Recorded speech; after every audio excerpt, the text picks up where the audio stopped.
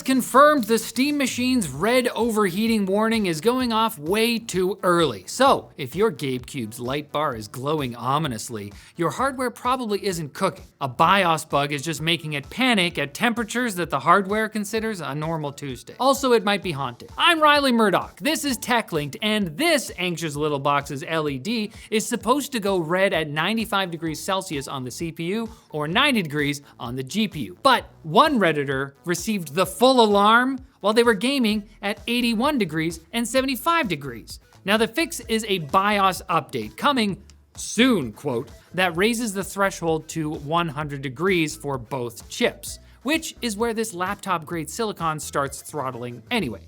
The hardware's real limits aren't changing, just the light. And no, this is unrelated to the red line of death from launch. Valve's manual said that light meant a dead GPU, but Valve recently admitted that the LED bar in the console is oriented the opposite way from what they thought it was when they programmed it. Whoops! So these machines weren't dead, they were just doing routine memory training, and the GameCube doesn't yet know what's left and what's right. It's a baby, it just got here. The epic Google versus Epic Games legal saga that's felt like it's dragged on for 100 years has finally been laid to rest this week. Fingers crossed, meaning Google will start allowing third-party app stores on Android starting on July 22nd. Now, for anyone unaware of the history here, back in 2020, Epic nerd Tim Sweeney sued Google over its monopolistic control of Android's App Store. A few years later, a jury sided with Epic that Google had violated the Sherman Antitrust Act. Appeals followed, but the verdict was upheld. After the ruling, the two companies tried to pitch the judge on something else, a mutually beneficial settlement. Epic would get a surprise $800 million from Google for something, and Google would still be able to force users to sideload rival app stores instead of hosting them directly in the Play Store, which is admittedly a little strange to force Google to host Google's competitors on Google's platform. I don't. The judge, however, called out that this was stupid because it didn't fix the monopoly issue that the whole lawsuit was originally about. So, get ready for me to release my own custom app store where everything is exactly the same as the regular Play Store, but all of the apps have the word fart in their name. Fartbook, Instafart, FartGPT, you get it. Thank you, Tim Sweeney, for this freedom. Meta is being sued by its employees for violating US employment law because the AI systems that it was apparently using to decide who got laid off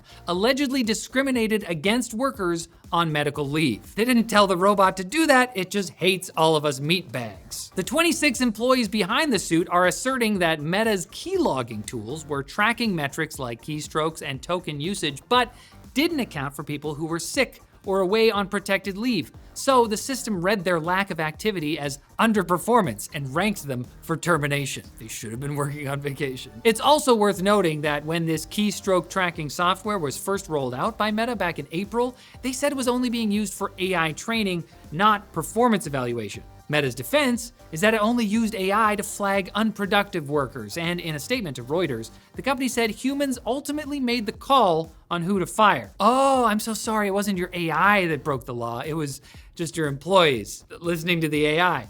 I guess we'll drop the lawsuit then. Oh, wait, no, it's apparently still illegal for humans to break the law. Dang it! Luckily, it isn't illegal for you to check out our sponsor, ManageEngine and their OpManager Nexus. If your network, infrastructure, applications, user experience, and everything else are the Infinity Stones, then ManageEngine OpManager Nexus is the Infinity Gauntlet. It's an observability platform that lets IT teams monitor everything in one place, bringing all of those critical systems into a single unified view, instead of assembling a whole team of separate tools like those dang Avengers. It works with what you already have, uses smarter insights to cut through alert noise, and helps you troubleshoot before a small issue turns into an endgame level crisis. Whether you deploy it in the cloud or on-prem, OpManager Nexus makes managing your IT environment almost as easy as snapping your fingers.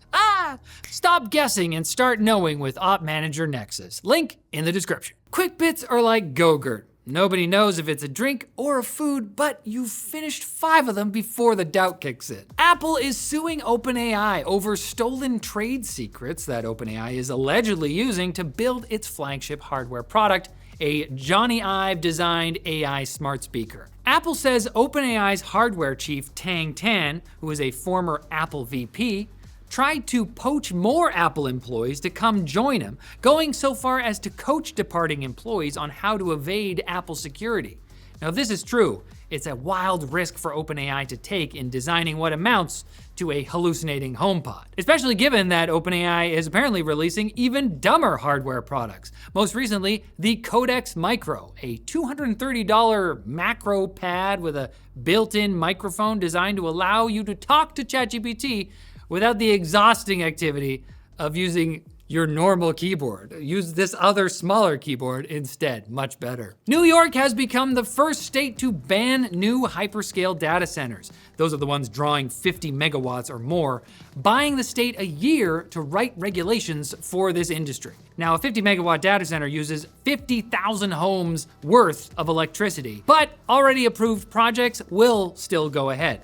Meanwhile, the companies that build these things say they'll just build them somewhere else. New York swears it just needs a year and that it will absolutely text the industry when it's ready. Please. Sony's disc-free future has a math problem. 121 countries, 62% of the world's nations, can't access the PlayStation Store at all.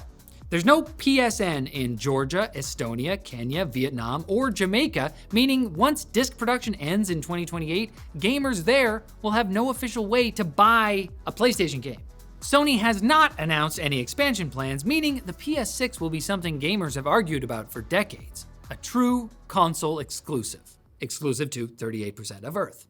StepFun, a Chinese AI startup, claims that it has built the world's first agentic smartphone. A phone where you simply state a task and AI agents do the actual stuff. The StepX Neo's agent books rides, orders food, and plans trips across its partner platforms like Alipay and Didi, though there's no price, specs, or release date yet. This is interesting because it's kind of like the same agents, not apps vision that Microsoft pitched as Project Solara back in June, which is fitting, since StepFun was founded by ex-Microsoft employees. The race to start using agents and stop using apps is on. Microsoft versus people who quit Microsoft. And Hinge founder Justin McLeod has raised $18 million for Overtone, an AI matchmaking service with no profiles and no swiping.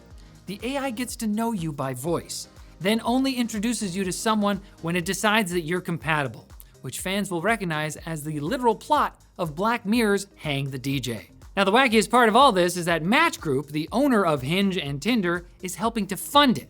The swiping empire is officially paying to hear that swiping was the whole problem. Personally, I can't wait for phase 2 of these AI-powered apps where you cut out the middleman and just date the app itself. And if you find yourself living in a real-life episode of Black Mirror, don't panic. Do what I do whenever I feel existential dread creeping in. Grab a Go-Gurt and come back on Friday for more tech news. It works every time.